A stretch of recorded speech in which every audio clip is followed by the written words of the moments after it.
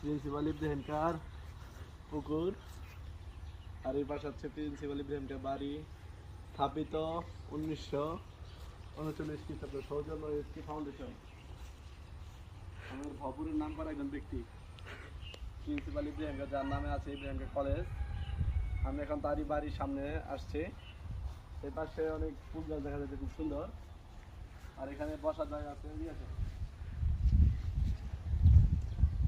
অপুর ফসল আমি দেখি একটু সামনে। আপনারা চাইলে এখানে বিকেল টাইম আসতে পারেন।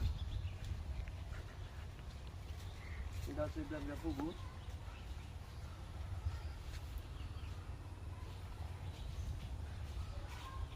কাদা কাদা